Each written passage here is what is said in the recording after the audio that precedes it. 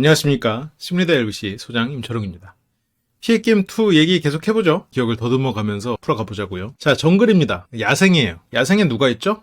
네, 하승진 씨가 있습니다. 하승진 씨가 컨디션이 안 좋은 김에 동생들을 위해서 이제 고생을 한다라는 생각으로 유령 카지노에서 쓸 자금을 마련하러 정글로 향했죠. 하승진 씨는 확실히 자기 몫을 하려고 하고 뭔가 자기가 역할을 못한다고 생각하면 굉장히 스트레스를 받는 사람일 것 같긴 해요. 하승진 씨한테 역할을 딱 줄 수 있는 전략적인 사람이 하승진 씨 옆에 있고 하승진 씨가 그 사람을 딱 믿고 있다면 하승진 씨는 굉장히 자기 역할을 할 사람인데 또 이렇게 생각하니까 그건 농구 선수잖아요. 그러면 감독의 지시에 따라서 전략을 수행하는 거네요. 한편으로는 그게 또 하승진 씨 인생에 담겨 있는 걸 수도 있겠네. 그러니까 그 감독의 전략이 틀렸다 맞았다 그거에 대한 가치 판단 이런 거 안 하잖아요. 근데 물론 내가 이 사람을 감독으로 인정하는 것이 먼저긴 하겠네요. 근데 어쨌건 하승진 씨는 시작하자마자 남자 연합을 만들었고 처음에는 자기가 리더 역할을 해야 될 거라고 생각했지만 시간이 지날수록 자신은 리더가 아닌 실제 리더는 넉스로 인정을 한 상태죠. 그리고 진영 씨가 눈을 떠요. 하승진 씨가 이제 코코넛을 구해오죠. 뭐라도 하는 그 형의 모습을 보고 이제 진영 씨도 자기 역할을 하려고 파이어 스틸을 가지고 불을 켜려고 하는데 처음 해봤다는 느낌이 듭니다. 처음 해본 거를 온몸으로 보여주더라고요. 내가 정글에 가서 해도 저렇게 할 것 같아. 저도 저런 걸 경험이 없으니까. 근데 이제 불이 붙을 재료들을 안 놓고 이렇게 하면 불이 더 안 붙긴 할 텐데 진영 씨는 저걸 이제 매뉴얼을 받았으면 누구보다 잘할 사람인데 아예 백지에서 저런 걸 이제 하는 거는 미숙한 것 같아요. 그래서 미나 씨가 진영 씨가 생각보다 많이 못하는 것 같아가지고 너무 믿고 가는 것도 안 되겠다 해서 그래서 나무도 가져오고 코코넛 껍질도 뜯어가지고 그래서 이제 불을 붙이는데 이제 성공을 합니다. 진영 씨가 이제 미나님이 그런 생존류에 의외로 강하시더라고요. 근데 이제 이런 것도 진영 씨가 내가 더 잘할 거라고 생각했던 거지. 자기 자신에 대한 자신감은 굉장히 넘치는 것 같아요. 그리고 미나 씨가 처음부터 굉장히 소극적인 태도로 임했기 때문에 이 사람은 잘 못할 것이라고 확신을 갖고 있었을 것 같긴 한데 실제로는 미나 씨가 더 잘했던 거죠. 그러니까 진영 씨는 약간 엘리트 의식이 있을 수 있죠. 공부도 잘했고 스스로는 굉장히 많은 노력을 하고 고난을 겪었다고 생각하지만 실패보다는 성공의 경험이 많을 테니까 그리고 남들보다 훨씬 더 무언가를 했을 때 잘할 수 있는 사람이라는 자부심도 있을 거고 그런데 실은 이제 어떤 경험적인 부분에서는 분명히 부족한 부분도 있고 그리고 어떤 틀에서 벗어난 거를 딱 접했을 때 그것을 잘하게 되는 그 과정에서의 센스는 조금 떨어질 수도 있죠. 근데 진영 씨는 어떤 벗어난 것을 깨닫는 능력이나 적응해 나가는 이런 센스나 이런 거는 좀 부족할지 몰라도 문제가 주어졌을 때 거기에서 어떤 답을 찾아가고 거기서 매뉴얼을 통해서 다른 사람들보다 훨씬 더 디테일한 부분에 더 신경 쓰고 계속 고민하고 오답을 냈을 경우에 오답을 찾아가는 그런 부분에 있어서는 뛰어난 것 같아요. 근데 이제 여기서도 보면 이제 미나님이 그런 게 굉장히 강했다. 그러니까 당연히 내가 처음 접한 입장에서 내가 더 잘했을 거라고 생각을 했겠지. 미나님은 이걸 이제 캐스터웨이에서 봐서 그렇다고 하는데 좀 미나 씨는 센스가 있는 사람 같아요. 아무리 영화에서 봤다 그래도 그런 걸 이제 기억하는 것 그리고 그거를 이제 실행하는 것들이 이 사람이 기본적으로 센스가 있는 사람이지. 그렇게 드디어 이제 불을 붙이고 이렇게 불을 붙이는데 성공을 했잖아요. 근데 지금 이게 뒤에서 나오는 수식 로드를 미리 본 거나 마찬가지예요. 그러니까 불을 붙이는 게 승리다라고 가정했을 때 이게 지금 완전히 백지 상태고 진영 씨에 대한 기대가 없기 때문에 진영 씨가 내가 잘할 수 있을 거라고 생각하고 불을 붙이려다가 실패하고 이거에 대한 주도권을 미나님한테 줄 수가 있었는데 수식로드에서는 나는 책임감이 강하고 그리고 내가 확실히 잘할 수 있을 거라는 분야라는 믿음이 있고 타인들도 나를 믿었기 때문에 미나님에게 어떤 기회조차 주지 않지. 나는 간부고 너는 병사야. 약간 이런 마음이지. 애초에 그냥 선을 긋고 보는 거. 이거는 나 같은 사람이 하는 일이야. 라는 무의식이 깔려 있는 거지. 근데 이제 그런 것들이 어쨌건 진영 씨는 어떤 내가 오답을 냈을 때 계속해서 답을 찾아가는 사람이니까 조금씩 나이가 들면서 훨씬 더 좋은 방향으로 개선되겠죠. 그리고 수직로드에서는 좀 몇 가지 제약이 있었긴 했어요. 시간 제약이 있었고 내가 다른 사람들이 나를 확실히 믿고 있는 그런 상황이기도 했고 그래서 미나님이 이렇게 불 붙이는 것도 의외라는 표현을 쓰면서 내가 아닌 다른 사람들이 뭘 잘할 거라는 그 생각 자체를 잘 못하는 면도 있고 그러니까 아예 뭐 홍진호 이러면은 그냥 게임에 뛰어난 사람 이렇게 딱 구분돼 있는 사람이라면 몰라도 기본적으로 자기 자신에 대해서 과대평가하고 있는 부분 물론 이게 스스로가 뛰어나고 실패의 경험이 별로 없기 때문에 그럴 수도 있겠지만 자기 자신에 대해서는 좀 과대평가하고 있는 부분도 있는 것 같아요. 그리고 그 과대평가와 그게 주변의 기대가 맞물리면서 다른 사람에게는 기회를 안 주는 거죠. 내가 해야 답을 낼 수 있다라는. 근데 이제 그 책임감이 시간 제한하고 맞물리면서 이제 굉장히 힘들었는데, 이 수식 로드가 지금 이런 식으로 풀렸어도 좋았겠죠. 그러니까 안에 공기가 들어가야 돼 이러면서 기본적으로 불이 붙는 원리에 대해서도 물론 뭐 상식이긴 하지만 그런 것도 잘 알고 있고, 그런데 캐스터 어웨이가 우리를 도와줬어 이런 것도 미나 씨가 가지는 겸손함이거든. 실제로 미나 씨가 뛰어난 역할을 했는데, 아, 영화 보고 했어. 약간 이러면 이 사람이 막 뛰어나다기보다는 그냥, 아, 우리랑 비슷한 사람 이런 느낌이 들잖아요. 예를 들어서 이것도 짤로 잠깐 봤는데, 요리 대전에 참가한 어떤 사람이 요리 어디서 배웠어요? 그러니까 뭐 요리왕 비룡 같은 것에서 배웠다 이렇게 말하니까 심사위원들이 푹 이렇게 웃는 장면이 있었거든요. 뭐 결과적으로는 그분의 요리가 굉장히 뛰어났었다고 하지만, 그리고 뭐 요리를 처음부터 끝까지 다 거기서 배운 건 아니겠지. 만화책으로 배웠다는 거 하지만 원래 요리를 하던 사람이 만화책을 보고 어떤 힌트를 얻었긴 했겠지만, 이제 그런 게 일종의 겸손의 표현인 거지. 그게 이제 서바이벌에서 이 사람을 타겟으로 만들어버리는 그런 부분이 좀 있었던 것 같아요. 그리고 조금 운도 없었던 게, 이게 남녀 구도로 나뉜 상태에서 여자 팀에서는 또 스파이가 있는 바람에 지민과 유리사가 또 갈렸고, 자신은 방 배치로 인해서 유리사와 한 팀을 먹게 되기도 했죠. 그리고 지민 씨가 스파이라는 걸 어느 정도는 감을 잡고 있었을 거예요. 그러니까 여자 팀 안에서 섞일 사람은 유리사밖에 없었고, 유리사가 지금 지하 감옥으로 간 상태에서는 여기서는 또 미나님에 대해서 알 길이 없지. 그리고 이제 저택팀과 전쟁이 시작됩니다. 넘버 체인지라는 게임인데, 그러면서 구저택팀의 회의가 시작이 됩니다. 가장 견제하는 플레이는 역시나 홍진호겠죠. 홍진호가 아무래도, 그래서 적인 리더가 진호 형이겠지. 현성주 씨는 홍진호 씨와 같은 씬에 있기도 하고, 같은 업계라고 할까요? 같은 포커 플레이어이기도 하고, 홍진호라는 인물을 이기는 모습을 보여주고 싶다라는 마음과, 홍진호와 맞붙으면 내가 이길 수 있을까? 라는 어떤 두려움, 두 가지가 공존하고 있을 것 같아요. 그래서 현성주 씨는 어쨌건 홍진호 씨를 가장 신경 쓰고 있습니다. 이기고 싶고 두려운 상대겠죠. 거기에 대해서 진영 씨가 이제 아무래도 현성주 씨가 어떤 걸 알고 있을 것 같아서, 진호 형은 어떤 스타일이에요? 형님이 생각했을 때? 라는 질문에 현성주 씨가 잠깐 고민하고, 우리가 어떻게 할지에 대해서 더 초점을 맞출 것 같은데?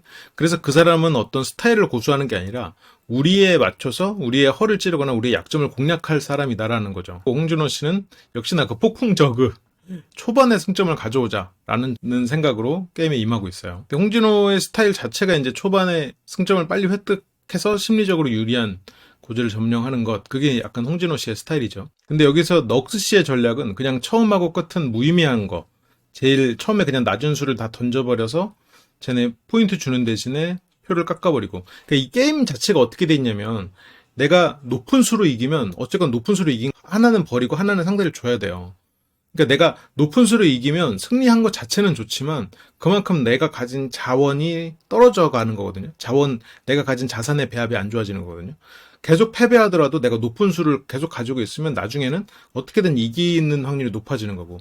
그래서 이 게임 자체가 초반에 승점을 쫙 딴다는 얘기는 상대적으로 가지고 있는 자산의 풀이 더 안 좋아질 수 있다는 얘기이기도 하죠. 물론 근데 이거를 자기 자원 관리를 하면서 승점 관리도 해야 할 수 있는, 그게 이제 게임 실력이긴 하겠지만, 그래서 지금 넉스 씨는 차라리 우리가 이제 점수를 좀 잃어도 낮은 패를 버리는 방향으로 초반에 임하는 건 어떻겠냐라고 제안을 하는 거죠. 그래서 1, 2를 던져서 1을 빨리 털어내버리자. 1이 없으면 나중에 어떻게든 이길 가능성이 높아지니까. 넉스 씨는 일단 자산을 확보하고 그 다음에 승부에 임하는, 더 유리한 고지에서 승부에 임한다는 거거든요. 그러니까 이게 넉스 씨가 가지는 특성인데, 저런 특성이 장점으로 될 때가 있고 단점으로 될 때가 있어요. 그게 각각 어떤 때냐면, 어떤 시험을 보거나 아니면 예술작품을 만들거나 내가 얻는 거에 몰두해가지고 결과를 뽑아내는 경우에는 저런 성향이 유리해요. 그런데 사업을 하거나 그 경기를 하는, 실은 뭐 이런 지금 게임도 약간 그런 성향, 그런 부분인데, 그럴 때는 살짝 불리할 수 있어요. 왜냐면 내가 안전한 무언가를 만들고 상대에게 우위를 점령해서 내가 게임에 그때 승부에 임한다는 거 했을 때 타이밍을 놓치기가 쉽거든요. 그리고 이게 성향적으로 어떤 내가 불리할 때 도전해서 그걸 깨트려서 그 상황을 극복하는 게 위험하지만 유리한 조건도 있고, 그런 상황을 피하고 내가 조금 더 공부를 더 빡세게 해가지고 내 능력을 더 키운 다음에 임하는 경우가 있어요. 예를 들어 운전면허 시험이 70점 통과다. 그럼 넉스 씨는 몇 점 받겠어요? 물론 실제로 넉스 씨는 뭐 그냥 70점 받고 통과했을 수도 있겠지만, 기본적으로 저런 성향을 가진 사람은 70점보다는 80점, 90점 맞으려고 더 애를 쓰겠지. 거기다 더 시간 투자를 하겠죠. 그냥 오늘 시험 봐가지고 65점에서 70점 사이, 운 좋으면 70점 나올 수도 있고 운 나쁘면 떨어질 수도 있는 상황에도 오늘 시험을 칠 수 있는 것과 이게 차라리 다음 달에 시험 쳐가지고 확실하게 붙는 것 중에 넋수 씨는 다음 달에 시험을 치고자 하겠죠. 근데 이게 만약 어떤 사업이라면, 물론 사업도 약간 유형에 따라 다르지만 타이밍이 중요한 사업 같은 경우, 이게 만약 사업이라고 하면 내가 다음 달에 시험 치려고 한 달 지나는 동안 시장 점유율이 바뀌어버려. 내가 거기에서 더 탄탄한 물건을 가지고 내놓아도 이미 사람들은 다른 브랜드에서 이미 충성도가 생겨버렸어. 예를 들어 그런 일들이 생길 수가 있다라는 거죠. 예를 들면. 그리고 지금 이것도 넉스님의 생각이 아예 틀렸다고 보긴 좀 어려워요. 왜냐면 넉스 씨의 전략대로 수행된 건 아니니까. 근데 이제 다만 이렇게 해서 초반에 점수를 주고 내가 아무리 자산이 좋아도 뒤에는 여러 가지 변수들이 존재한단 말이에요. 내가 높은 수가 있기 때문에 상대는 그러니까 그 안에서도 여러 가지 전술이 존재한단 말이에요. 그러니까 내가 꼭 높은 수가 있다고 무조건 이기는 건 아닐 거라고. 내가 유리한 고지를 점했기 때문에 더 높은 수를 버려야 되는 상황이 올 수도 있는 거고. 이제 그런 것들이 있죠. 그러니까 넉스 씨의 이 성향은 굉장히 안전하게 최고의 결과를 뽑아내는, 최선을 다해서 조금 늦더라도 완벽한 결과를 만들어내는 그런 거에는 굉장히 좋은 성향인데, 조금 덜 됐더라도 어떻게든 그냥 얼기설기 해가지고 치고 나가는 이거에는 조금 약한 성향이지.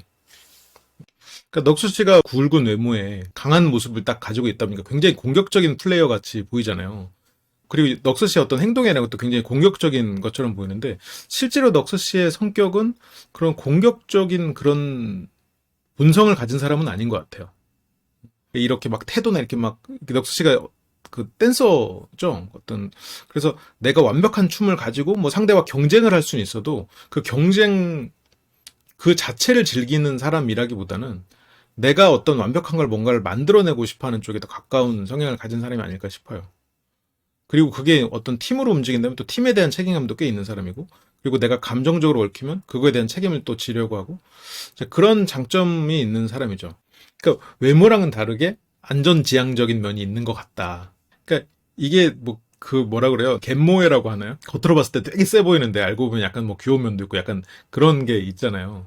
저는 약간 넉스님한테 그런 게 좀 느껴지더라고요. 그러니까 겉모습으로 굉장히 공격적이고 세 보이고 단무지 같을 것 같은 그런, 단무지 잘 모르네요 요즘에. 단순 무식한 지랄까지는 아니고 어쨌든 그런 외모인데 실제로 내면은 정도 있고 책임감도 있고 그리고 약간 안전지향적인 그런 면이 보였습니다. 근데 외모로는 되게 그런 걸 상상하기 힘들긴 하지. 그래서 넉수 씨는 초반에 한 2점 정도는 줘도 괜찮을 것 같다고 생각을 했죠. 진영 씨도 초반에 그냥 기세가 밀리면 안 된다라는 생각을 하고 있죠. 진영 씨는. 넉수 씨는 빨리 저희 쪽 일을 없애는 게 더 이득이고 일을 던져주는 게 더 좋은 건데 왜 자꾸 아니라는 건지, 그냥 뭐가 아닌 건지도 모르겠다. 그러니까 진영이 더 헛똑똑이다.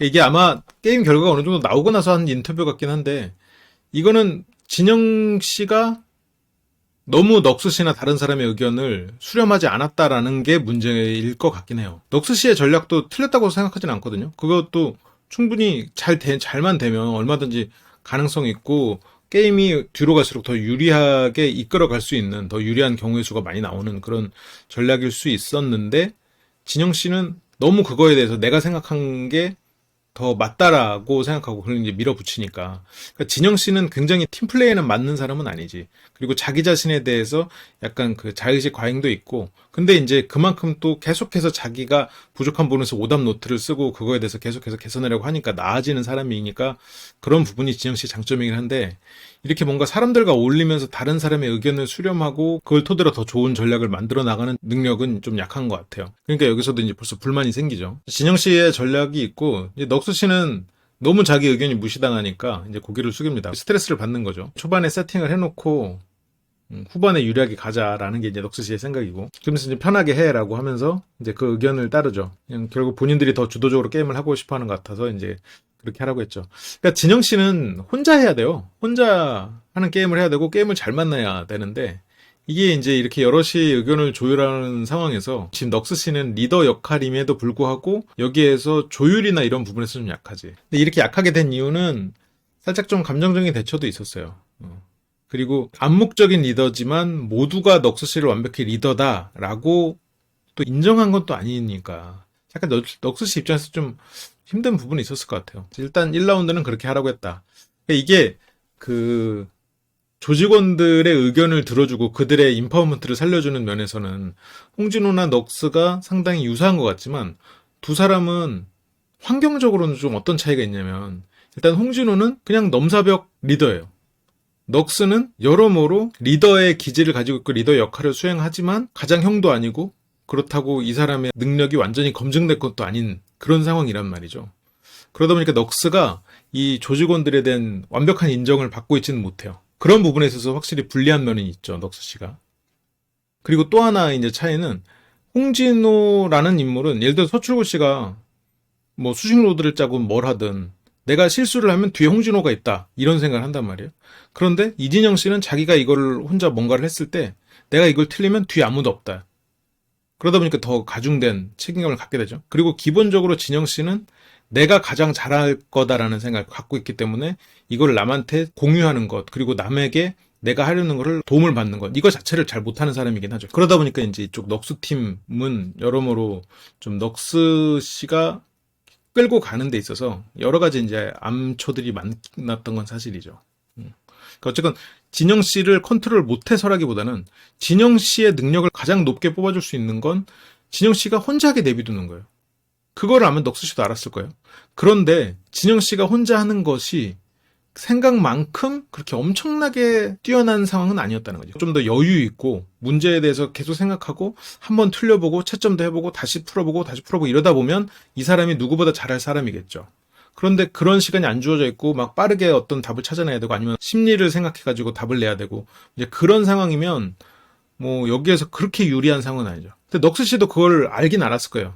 이 친구 헛똑똑이다. 뭐 심리나 이런 건 잘 모른다라고 하는 걸 보면 넉스 씨도 진영 씨에 대해서는 알았지만 여기서 진영 씨의 길을 꺾어 놓을 수는 없는 거고.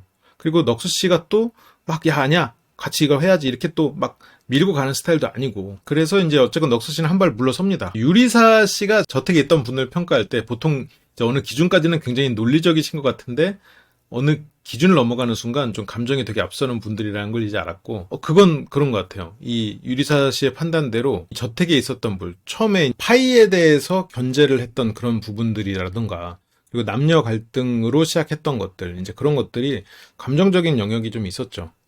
특히나 게임을 게임으로 보려고 하는 유리사 입장에서는 더 감정적으로 보였긴 했겠죠. 넉스 씨도 상당히 감정적인 부분이 있는 리더죠. 이제 진영 씨가 이제 넉스 씨한테 묻습니다. 제일 중요한 라운드가 몇 라운드 같아요?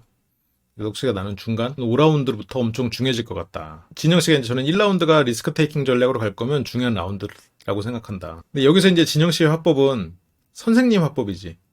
자, 여기에서 중요한 게 뭐라고 생각하니? 5라운드부터죠? 그래, 선생님은 1라운드라고 생각한단다. 약간 물론 제가 말투를 이렇게 막 바꿔가지고 더 진영 씨가 선생님 말투를 쓴 것처럼 됐지만, 그러니까 이게 이 사람과 나와의 의견이 달랐을 때 의견을 조율하고자 하는 게 아니거든. 이 사람에게 답을 물어보고 그건 땡, 중요한 건 1라운드야 라고 말해주려는 게 진영 씨의 목적이란 말이에요 지금. 그러다 보니까 이게 선생님 말투처럼 돼버리는 거죠. 그러니까 애초에 내가 이 사람들한테 어떤 의견을 제시를 할 거였으면 저렇게 물어볼 필요 없죠. 예를 들어서 아니면 조율할 거면 물어봐야지. 그리고 만약 달라도 그쵸, 중간이 중요하죠. 중간이 중요하기 때문에 1라운드를 좀 잘해야 될 것 같아요. 이러면서 예를 들어서 뭐 자기가 1라운드에 나가는 전략을, 그래서 중요한 전략에 대비해서 제가 1라운드에 나가서 중요한 때 좋은 패를 갖고 있도록 해볼게요. 예를 들어서 이렇게 풀어나가든가. 아니면 애초에 물어보지 말고 저는 1라운드가 좀 중요하다고 생각해서 이렇게 해야 될 것 같은데 뭐 어떻게 생각하세요? 뭐 다른 중요한 라운드에 대해서 좀 생각이 있으신가요? 뭐 이렇게 물어보든가.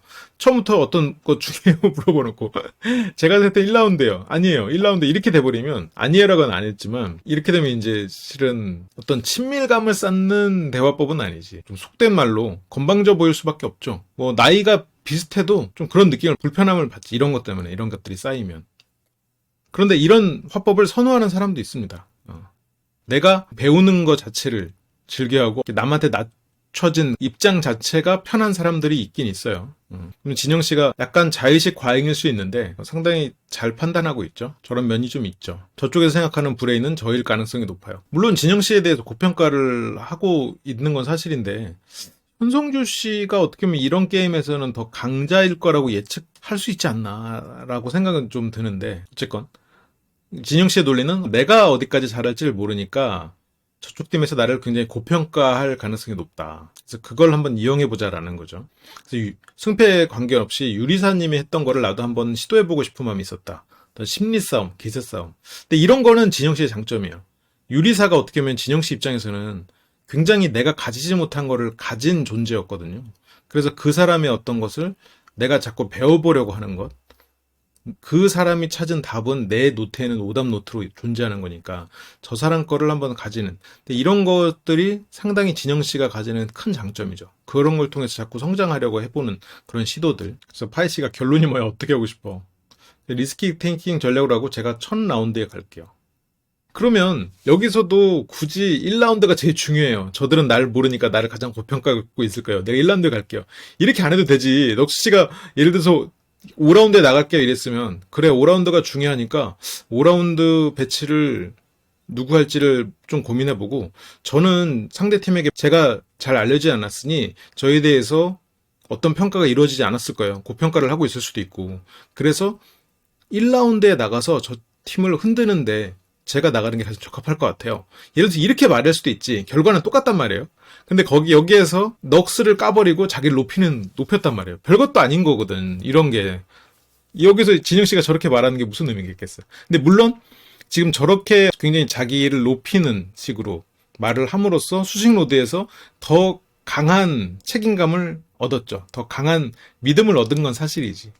근데 그 믿음이 결국 또 도구로 됐잖아요. 그래서 순서는 진영씨를 시작으로 마지막에 이제 하승진씨로 끝납니다. 그리고 넉서씨를 4번에 넣고, 순서를 정하는 데 있어서는 홍진호씨가 뭐 3, 4라운드에 한번 나간다 만다 뭐 이렇게 얘기가 되고 있었는데, 서출구씨가 그냥 초반에 2번 나가라. 초반에 승기를 다 잡게. 이만큼 자기 팀원한테 신뢰를 받기도 쉽지 않은데 어쨌건 홍진호씨의 명성이 있는 거죠. 그래서 내부팀 순서는 홍진호. 역시 홍진호씨는 2번 나와야 되는군요. 그리고 서로가 순서를 발표하러 왔을 때 1, 2번이 다 홍진호인 걸 듣고 원래 2번 플레이어가 파이였는데 그거를 현성주씨로 바꿉니다. 신인씨가 갑자기 바꾼 거 아니죠? 라고 묻지만 파이는 아니라고 해요. 굳이 뭐 지금 바꿨는데요? 말할 필요 없죠. 전략을 드러내게 하는 걸 수도 있고. 진영씨가 이제 순서를 왜 이렇게 한 것 같아요? 라고 묻는데, 그러니까 진영씨 자체는 그룹을 통솔할 만한 성향의 사람은 아니잖아요. 그런 거를 선호하는, 이제 아까 봤던 것처럼 조직원의 길을 살리지 못하죠. 자신을 높여야 되니까. 근데 그러다 보니까 이거는 실제로 의견을 묻는 거였을 수도 있는데, 이런 질문이 벌써 시험하는 것 같은 느낌이 들죠. 팀원 사이에서. 그러다 보니까 자연스럽게 팀 안에서 결속이 생기기가 힘든데, 이 팀원 간에 믿음이 생겨나기가 좀 어렵죠. 믿음이 커지기가. 첫 번째는 높은 점수 차이로 홍진호 씨가 이겼죠. 어떤 전략을 쓸지 모르니까. 진영 씨는 상대가 1, 2를 쓸 줄 알았을 거예요. 낮은 숫자를 쓸 줄 알았을 거예요. 그래서 그거를 잡자 생각으로 2, 3을 냈는데 이제 상대는 훨씬 더 높은 수를 내밀었죠. 홍진호 씨가 이제 이진영 씨를 프로파일링 하는 게 수능 만점자, 그래서 똑똑하고 영리하고 수식이나 공식에 의존해서 정리를 많이 하고 승부에 임하는 타입이다. 정확하죠. 홍진호 씨가 상대가 낼 거라는 걸 정확히 예측을 했죠. 이제 두 번째부터 되니까 이제 상대 성향도 알고. 그래서 첫 번째 라운드 진영 씨와 홍진호 씨의 대결은 홍진호 씨의 승리로 끝이 납니다. 그래서 홍진호 씨는 돌아와서 이 상황을 보고하고, 진영 씨는 머리를 많이 썼는데도 2패를 해버렸으니까, 특히나 두 번째 파는 같은 경우에는 그 거의 완패인 상황이죠. 근소한 차이로 져버렸으니까 심지어. 그리고 현성주 씨가 첫 번째 판은 홍진호 씨가 이겼고 두 번째 판은 결과가 이렇습니다. 홍진호 씨가 졌죠. 근데 1, 2를 패를 소진해버렸어요. 그러니까 현성주 씨 입장에서는 표정이 이렇게 되는 거야. 이겼지만 진 게 돼버렸죠. 이기긴 했지만 9라는 수를 써가지고 상대편의 가장 낮은 숫자를 털게 만들어줘버린 꼴이 되니까 현성주 씨는 멘탈이 갈리는 거예요. 그리고 이제 홍진호 씨가 돌아와서 이야기를 합니다. 지금 홍진호 팀의 경우에는 여러 가지 의견들을 계속 주고받죠. 이게 저쪽 팀하고 차이 같아요. 이게 자유롭게 의견들을 서로가 조율해요. 아무리 홍진호라는 거물이 같이 있고 이 사람을 믿어도 의견을 계속해서 서로가 같이 내요. 그리고 같이 고민하고. 물론 결정적인 건 리더가 이렇게 잘못된 부분은 딱 잡더라도 최대한 터치를 안 하는 편이죠. 넉스 씨도 이 팀원들의 의견을 최대한 얘기를 잘하고 그걸 수렴하려고 하는데 이게 내가 약하다는 생각에 한 발 빠져버렸어. 똑같이 직원의 인파워먼트를 준다고 생각해도 이 직원이 잘났다라고 생각해서 내가 그냥 빠지고 네가 알아서 해 이렇게 하는 사람이 있는가 하면, 그래 내가 뒤에 있으니까 얼마든지 해봐 이런 사람이 있단 말이에요. 이게 그러니까 방임과 임파워먼트를 주는 거에 차이가 되는 거지. 그게 이제 넉스 씨와 홍진호 씨의 차이기도 하고, 진영 씨가 자의식 과잉이라고 스스로를 평가한 것처럼 그런 부분이 이 팀에 악영향을 미친 부분도 있는 거죠. 성주 씨 돌아와가지고 두 번째 턴에서 아예 쳐발렸어라고 굉장히 멘탈이 갈렸죠. 내가 4호를 했는데 1, 2를 했다. 그리고 윤비 씨는 이제 파이 씨에게 두 번 졌지만 결과적으로 보유 숫자가 이쪽은 3347, 1234 이렇게 되면서 좀 유리한 고지를 점령하고 있긴 하죠, 여전히. 그래서 마지막에는 이제 덱스와 하승진 씨가 붙는데 결정했던 거를 마지막 나가기 직전에 47로 가자고 홍진호 씨가 또 바꿉니다. 그리고 바꾼 게 대박이 나죠. 47로 가자 이렇게 하면서. 그래서 이런 마지막에 감에 의존한 변경. 보통은 이런 게 그닥 유리한 그러니까 좋은 결과를 내지 않거든요. 마지막 순간에 어떤 감에 의존해가지고 지금까지 생각했던 걸 딱 바꾼다. 이거는 상당히 위험한 생각이에요. 왜냐면 그동안에 고심하면서 어떤 걸 선택한 거에는 그 선택의 이유가 있거든. 근데 그게 이제 계속 보다 보니까 익숙해 보이고 갑자기 새로운 선택을 하면 그게 더 좋아 보이는. 이제 보통은 이제 그런 경우에는 어떤 그 마지막 순간에 바꾸는 이게 상당히 불리하게 되는 경우가 많은 건 사실인데, 근데 또 몬티올의 딜레마라고 이제 그런 걸 보면 마지막에 바꾸는 게 더 유리하죠. 그 설정, 그 상황 자체는. 셋 중에 한 군데에서 당첨을 고르는 건데 내가 한 군데를 골랐어요. 근데 당첨이 어딘지를 아는 사람이 둘 중에 하나 당첨이 없는 곳을 열어줬어요. 여기 당첨이 아닙니다. 그러면 둘 중에 하나가 남잖아요. 나는 이미 하나를 골라놨고 하나는 미지의 어떤 것이 있잖아요. 이때는 바꾸는 게 확률이 높아져요. 확률적으로는. 이거 가지고 통계학자들도 굉장히 논쟁이 좀 있었던 문제인데, 처음에 내가 고를 때는 3분의 1이었잖아요. 근데 이건 고정되어 있는 상태에서 나머지 두 개를 다 고를 수 있으면 66%가 되는 거잖아요. 3분의 2가 되니까. 근데 그 중에서 하나가 공개됐다? 그러면 결국은 이거 하나를 고르는 게 이게 두 가지를 다 고르는 거나 같은 거가 되니까 이 문 쪽이 66%의 확률을 갖게 되는 거예요. 33분의 2의 확률을. 이쪽은 3분의 1이 되고. 너무 대충 설명했나? 그래서 이런 경우에는 이제 바꾸는 게 좋은데, 사람은 이제 심리적으로 잘 안 바꾸죠. 왜냐면 내가 바꿨을 때 거봐, 바꿔서 틀렸네. 이런 생각이 나한테 주는 심리적 타격이 크거든. 그러니까 심리적으로는 사람들이 못 바꿔요. 근데 이 통계적으로는 바꾸는 게 확률이 2배로 높아지죠. 근데 확률이 2배로 높아진다고 해도 100%가 아니니까, 만약 거기에서 33%의 확률로 안 됐다고 했을 때 얼마나 억울해. 그 억울함이 남는 거지. 바꾸지 말걸. 그러면서 이제 사람들이 못 바꾸는 거야. 이런 껄무새가 오실까봐. 어쨌건 홍진호 씨는 과감하게 바꿨습니다. 이런 게 그러면 이런 수많은 이런 딜레마 상황에 처해본 사람의 감이 되겠죠. 근데 이런 걸 보고 계속해서 고민하고 답을 찾다가 마지막 순간에 딱 뒤집는 거, 이거는 위험할 수 있다. 그래서 이제 덱스가 이게 이 형님의 진면목이구나. 근데 왜 야생에서도 유령 카지노에서 역할을 했잖아요. 여기에서 지금 보면 이제 4747 이렇게 동점이 나옵니다.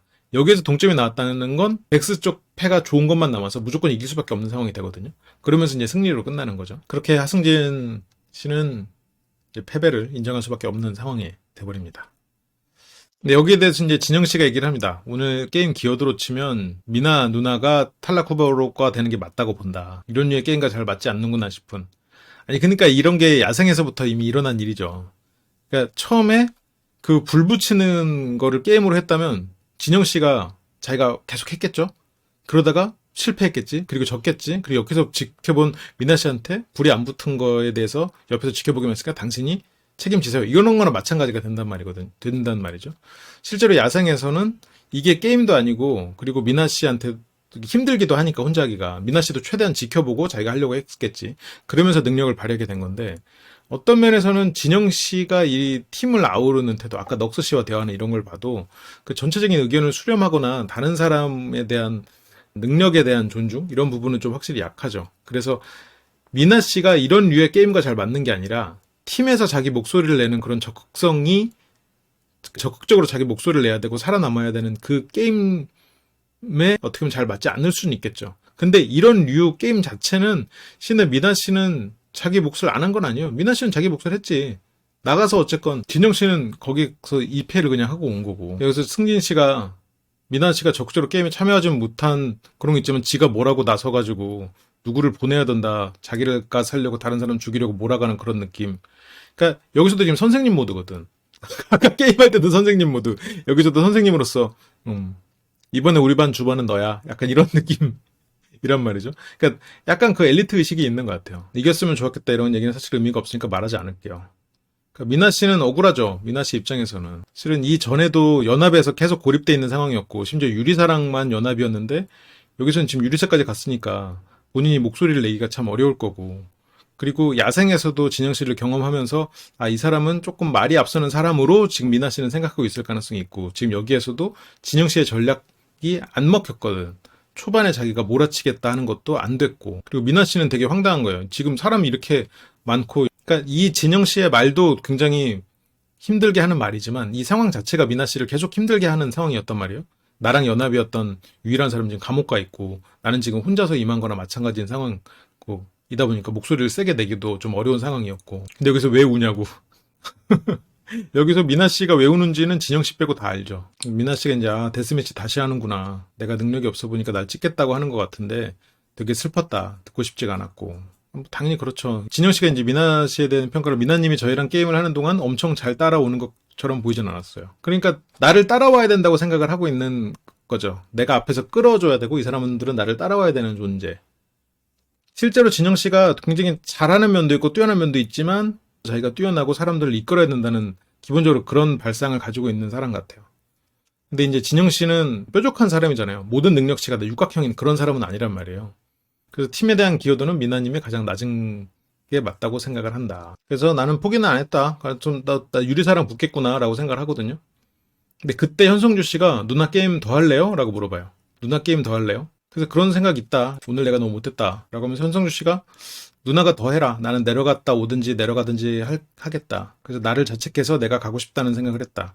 그러니까 지금 현성주 씨는 자기를 자책하는 면에서 홍진호에게 완전히 완패를 했다는 게 현성주 씨 입장에서는 굉장히 큰 충격이었을 거란 말이죠. 근데 진영 씨는 그게 내 탓이라고 생각하지 않아. 내가 혼자 했다면 이길 수 있었다는 생각을 했을지도 몰라요. 현성주 씨는 이제 자기가 가겠다고. 머리의 한계를 내가 느끼니까 이제 짜증난다. 그러니까 수치스러운 거죠. 나의 패배가. 그래서 지금까지는 관찰하고 중간만 가자 이렇게 생각을 했지만 실제로 이제 이런 상황이 되니까 내가 스스로 다시 나를 세울 수 있는 그런 선택을 하려는 거죠.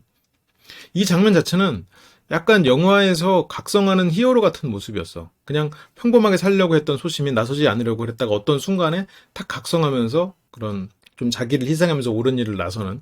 네, 그렇다고 막 그렇게 영웅시하자 이런 뜻은 아니고 그런 모습이 그냥 좀 오버랩돼서 보였다는 거죠. 현성준 씨는 성취감과 승부욕 이런 게 되게 강한데 그런 걸 하나도 이루지 못했다. 그래서 현성준 씨가 여기 와가지고 상당히 전체로 간을 보고 이 연합에 속하고 이러면서 좀 유리한 고지로 그냥 조용히 묻어가려고 했었거든. 근데 현성준 씨는 그런 자신이 굉장히 부끄러운 거예요. 그런데 예를 들어서 하승진 씨나 이진영 씨는 그런 거에 있어서 부끄러움이 없지. 왜냐면 하승진 씨는 이게 팀으로 묶이고 팀의 승리가 개인보다 중요하니까 개인이 수치스럽다 이런 거 아무 상관없어요.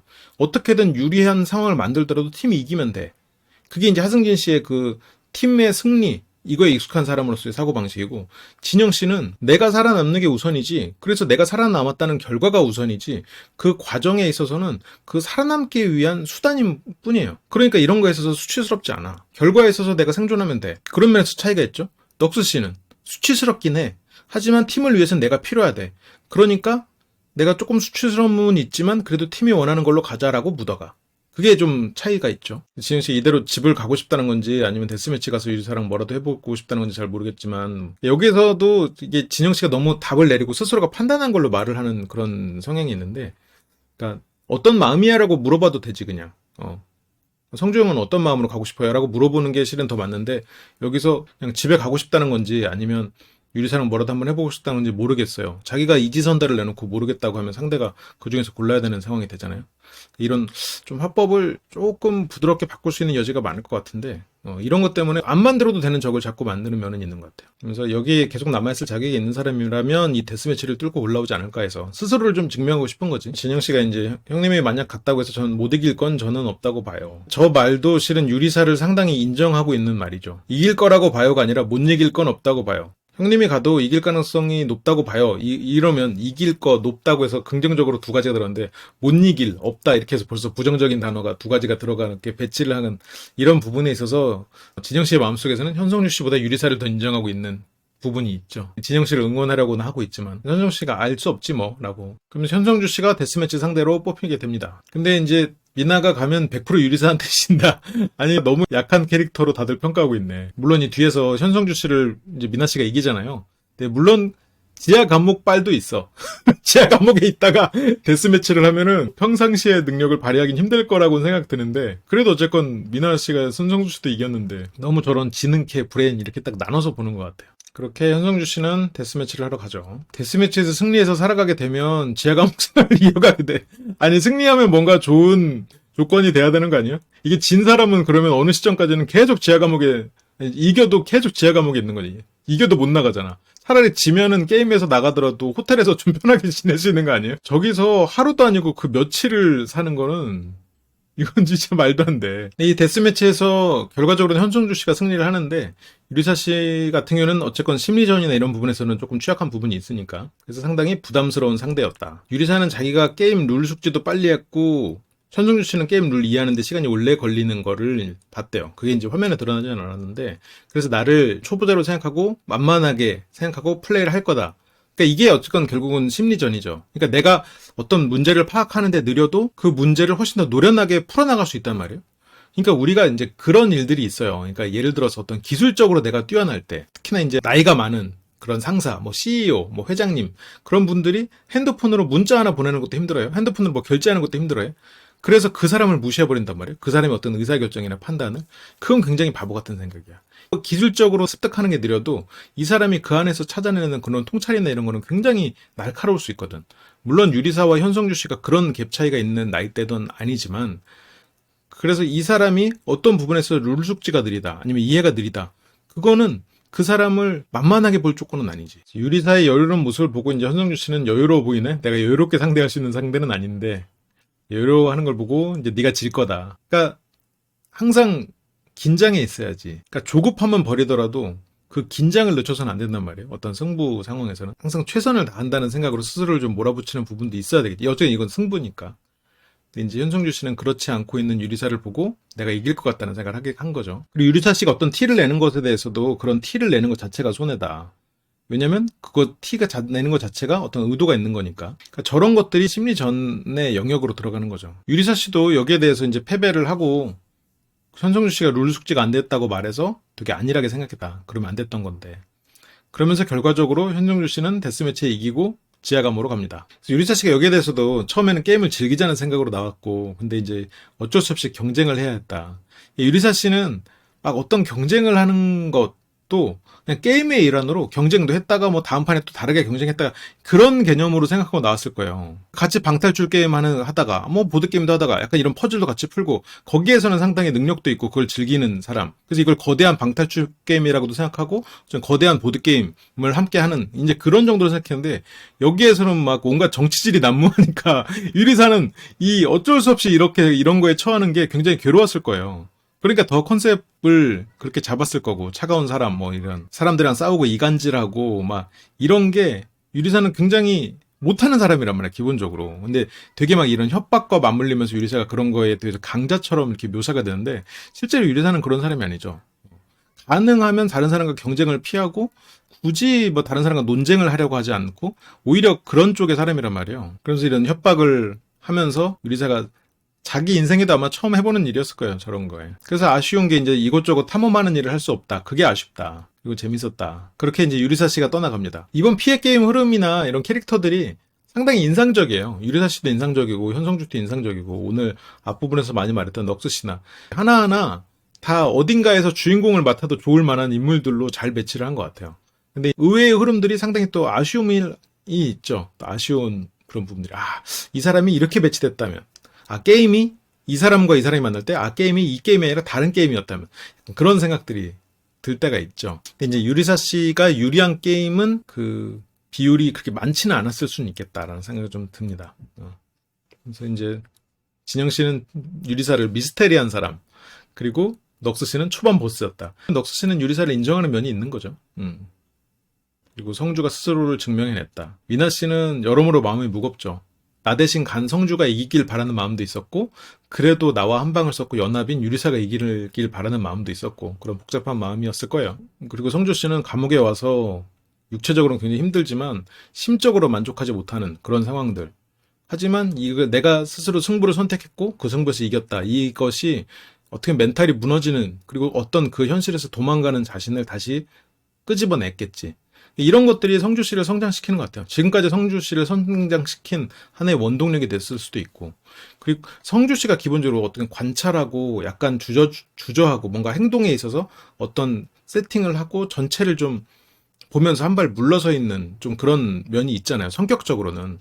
그래서 저분이 그 기본적으로 포카는 어쨌건 승부를 할 때 해야 되는 건데, 그거에 비해서 성주 씨는 상당히 좀 관찰을 더 많이 하려는 사람이어서, 그러니까 내가 개인적으로 만났을 때는 되게 좋은 사람일 것 같고, 그리고 가까워지고 싶은, 어떻게 보면 이런 사회에서 만났을 때 가장 성향적인 측면에서 편한 사람일 것 같다는 생각이 드는데, 근데 그게 포카에 맞을까라는 생각도 들었었거든요.